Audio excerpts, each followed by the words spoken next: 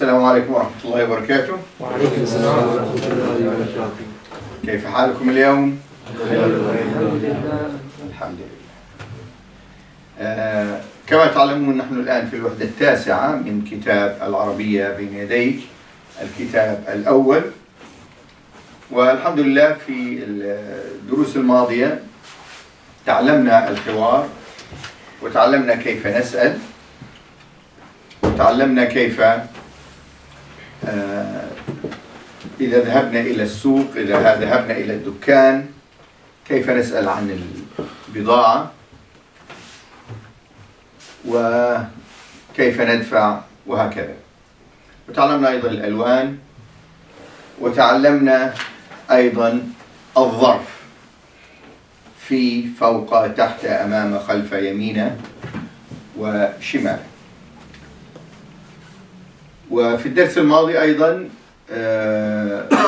قمنا بحل جميع التدريبات. So we've done all the exercises. الآن إن شاء الله نبدأ هذا اليوم بالحديث عن ملخص التراكيب، صفحة 200 page 200.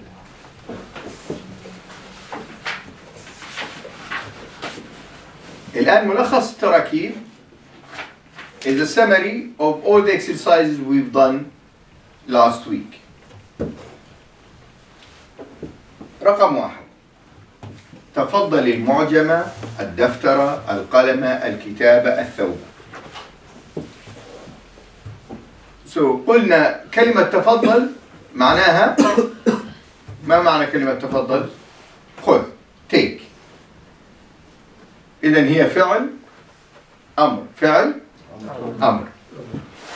ودائما الاسم بعد فعل الأمر يكون مفعول به. الاسم بعد فعل الأمر يكون مفعول به، كما قال الله تعالى: خذ العفو وأمر بالعرف وأعرض عن الجاهلين. دائما بعد فعل الأمر الاسم يكون منصوبا لأنه مفعول به. فإذا كلمة تفضل هي فعل أمر، فعل أمر. السلام عليكم ورحمة الله وبركاته.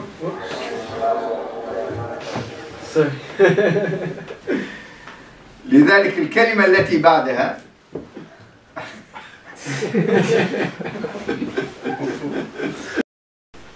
السلام عليكم ورحمة الله وبركاته. وعليكم السلام ورحمة الله وبركاته.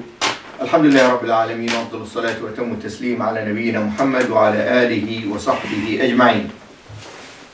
نحن اليوم في الوحدة التاسعة من كتاب العربية بين يديك، وهذه الوحدة عن التسوق. في الأسبوعين الماضيين تحدثنا عن الحوار، وتعلمنا كيف ندير الحوار حول التسوق، كيف نشتري، وكيف نسأل البقال، وكيف نسأل البائع، وماذا يقول البائع، وكل هذه الأشياء. وأيضا في الدرس الماضي قمنا بحل جميع التدريبات. الآن نبدأ اليوم بملخص التراكيب. ملخص التراكيب وهو الدرس 51 صفحة 200 page 200. Now we'd like to understand all the grammatical rules related to this lesson, which we done last week. الحمد لله. الآن رقم 1: تفضل المعجمة، الدفتر، القلم، الكتابة، الثوب. Here there is two things. الشيء الأول أن إذا كان بعد كلمة تفضل اسم يبدأ بأل فنقول تفضلي. ماذا نقول؟ تفضلي. إذا لم يكن هناك اسم يبدأ بأل بعد تفضل نقول تفضل. فنقول مثلا: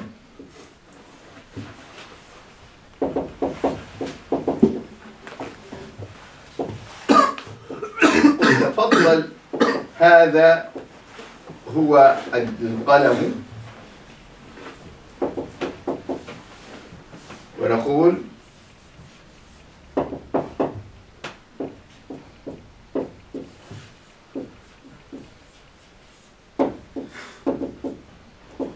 تفضل الدفتر. ما هو الفرق بين الجملة الأولى والجملة الثانية؟ الجملة الأولى بعد تفضل هل يوجد اسم مبدوء بأل؟ after تفضل هنا اسم إشارة. اسم إشارة. لا يوجد اسم مبدوء بأل. There isn't أل after تفضل here. In this case we say تفضل with the سكون. لأنه فعل الأمر دائما مجزوم. فعل الأمر مجزوم. يعني فعل الأمر ينتهي بسكون. We stop. يعني تفضل. So if after تفضل no أل, then we say the سكون clearly. تفضل هذا هو القلم.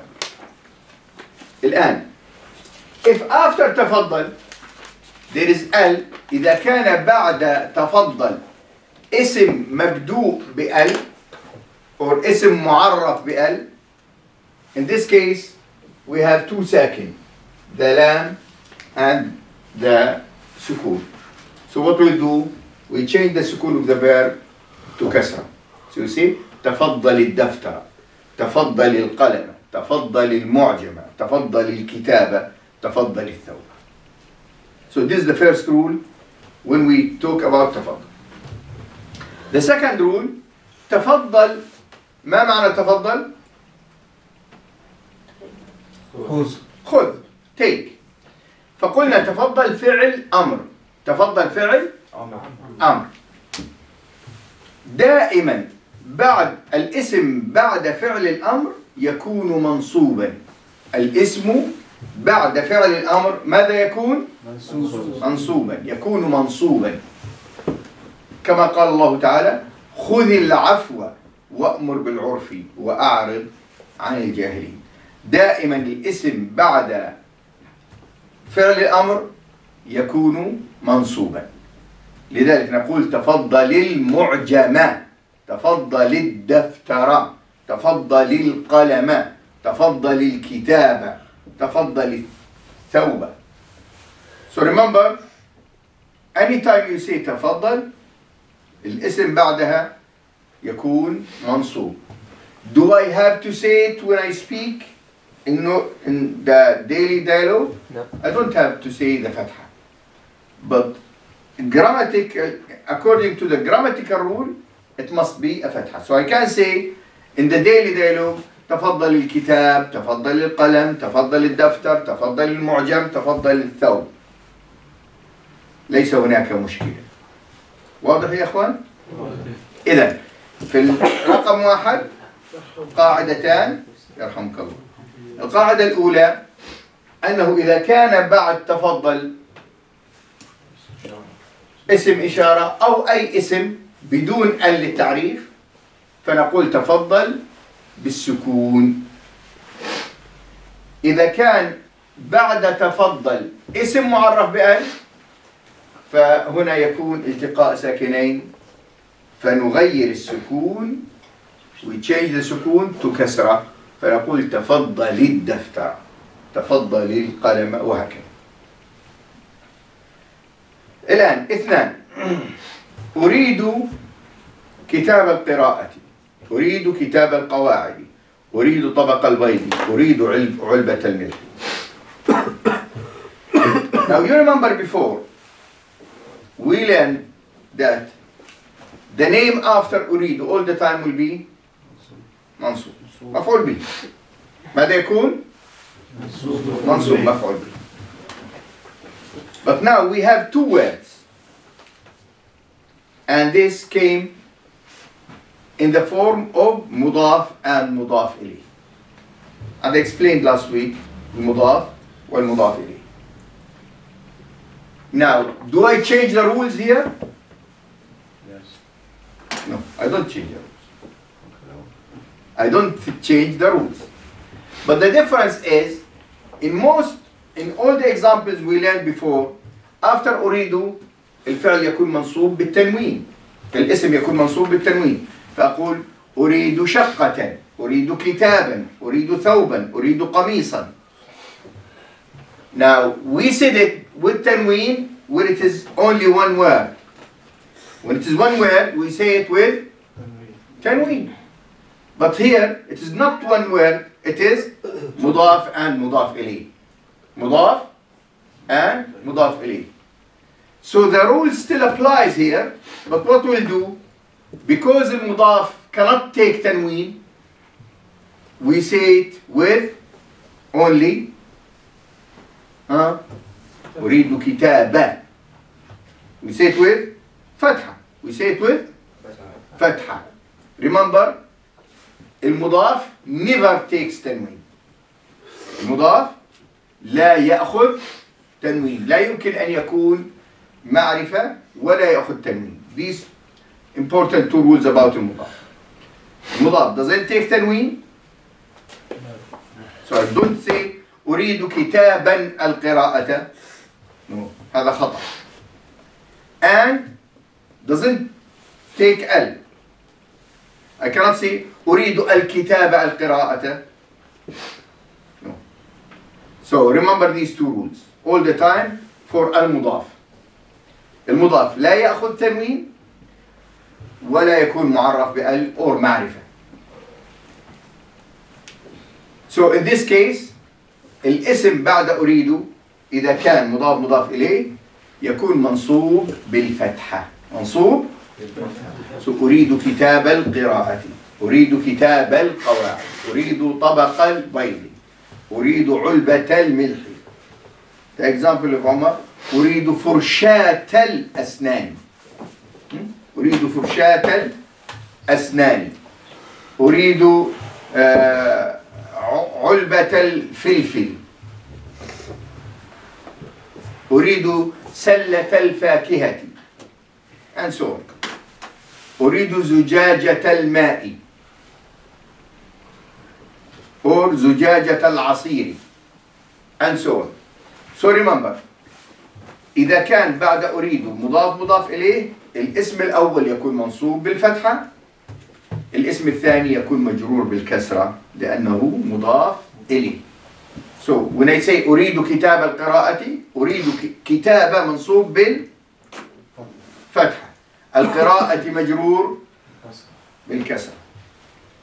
So أريد كتاب القواعد، كتابة منصوب فتحة. منصوب بالفتحة، القواعد مجرور بالكسرة. مجرور بالكسرة لأنه مضاف إليه. أريد طبق البيض، طبق مفعول به منصوب بالفتحة. البيض مضاف إليه مجرور بالكسرة. أريد علبة الملح، علبة منصوب بالفتحة مفعول به منصوب بالفتحة. الملح مضاف إليه مجرور بالكسرة. واضح؟ I'll say them again. So when I say أريد كتاب القراءة، كتابة مفعول به. القراءة مضاف إليه مجرور بالكسر. أريد كتاب القواعد، أريد فعل مضارع مرفوع، كتابة مفعول به منصوب وهو مضاف، القواعد مضاف إليه مجرور بالكسر. أريد طبق البيض، أريد فعل مضارع مرفوع بالضم، طبق مفعول به منصوب بالفتحة، and البيض مضاف إليه مجرور بالكسرة. أريد علبة الملح، أريد again فعل مضارع مرفوع بالضمة، علبة مفعول به منصوب بالفتحة، الملح مضاف إليه مجرور بالكسرة. واضح هذا يا إخوان؟ الحمد لله. الآن رقم 3. Who can tell me when we use this?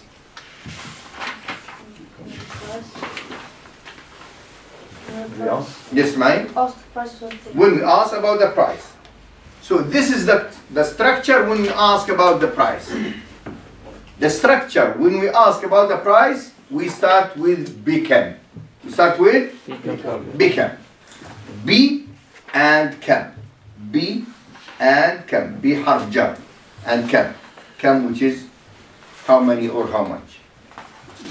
الآن القميص الاسم بعدها يكون مرفوع. يكون مرفوع. So we say بكم القميص، بكم الثوب، بكم الكتاب، بكم المعطف، بكم المعجم. So كم اسم استفهام and القميص هنا يكون مرفوع. يكون مرفوع. So remember this. بعد اسم الاستفهام, and this is applies to most of them, like أين المعطف. أين اسم استفهام. So all the time الاسم بعد اسم الاستفهام يكون مرفوع.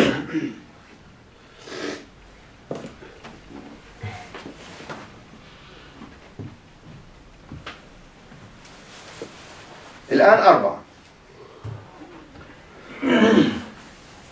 تعلمنا اسم الإشارة هذا and هذه.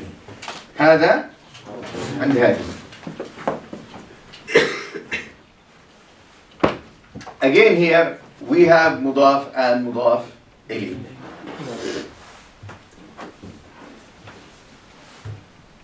We learned before, if I'm talking about مذكر I use هذا. مؤنث I use. Now the same here. If I have a phrase here, شبه جملة, مضاف and مضاف إليه, so the same rules apply. So إذا كان الاسم الأول, remember, إذا كان الاسم الأول مذكر أقول هذا. Doesn't matter the second name. So if I say عصير الفاكهة,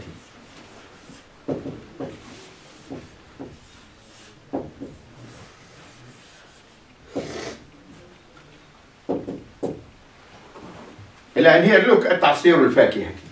الاسم الأول مذكر أو مؤنث؟ مذكر. الاسم الثاني مؤنث. Now in this case I'd like to put هذا or هذه. هذا. Why? Because هذا relates to the first name. Doesn't matter what we have here. Okay? And علبة الملح.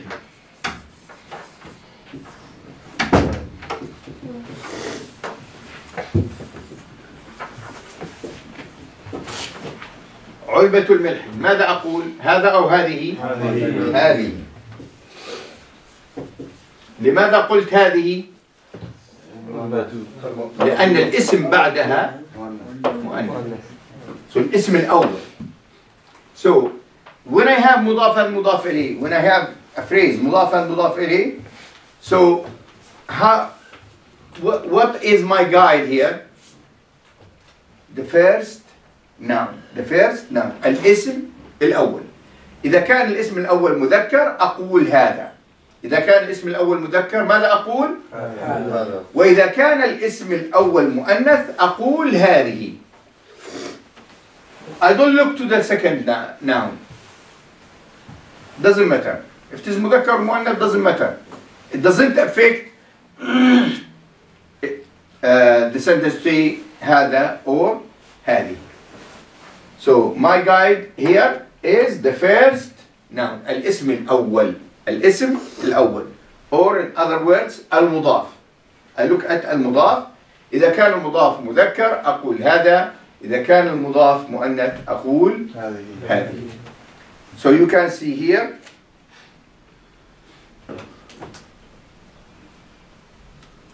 هذا كتاب القراءة. هذا كتاب القواعد. هذا طبق البيض. هذه علبة الملح. هذه غرفة النوم. هذه وجبة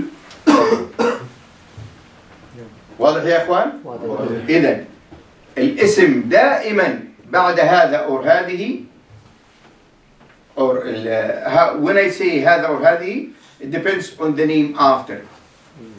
If it is one word or if I have مضاف and مضاف إليه. So the guide all the time is the noun which is after هذا or هذه. رقم 5. أي معجم تريد. تعلمنا من قبل كلمة أي. What's the rule? for the noun after أي اسم مجرور ما شاء الله. So and here again it is مضاف مضاف أي مضاف and معجم or all these مضاف إليه. So would you say أي is harf al-jar? No. مضاف. So مضاف and مضاف إليه. It is like اسم استفهام. So the مضاف is the معجم, yeah? And the مضاف إليه. لا معجم is مضاف إليه. مضاف إليه. So which one is اسم مجرور? Here the same. The same one, yeah? نعم. So the kasra. So أي معجم تريد أي قميص تريد أي ثوب أي قلم أي كتاب أي مسجد. نعم. Just like بعض. نعم like بعض. So the structure is like this. We start with أي, then the noun in singular format, then the verb. So if I'd like to ask which one you need or you like, so this is the structure. I start with أي, بعد أي الاسم المفرد ثم كلمة الفعل تريد. أقول أي معجم تريد أي ثوب تريد أي قلم تريد أي كرسي تريد وهكذا. So start with أي, then the noun مجرور, then after that الفعل تريد مرفوع. So when I use this structure, yeah, when I like to ask which one you like, this is the structure I use. أي معجم تريد. So someone come to me and say أريد هاتفا. What I say to him? أي هاتف تريد. Someone came to me and say أريد كرسيا. أي كرسي تريد. Someone like to buy a laptop. أي حاسوب تريد. Someone like to buy a chair.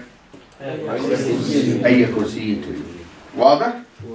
So أي اسم مجرور, then what? الفعل. So this is the question. Number 6 is the answer.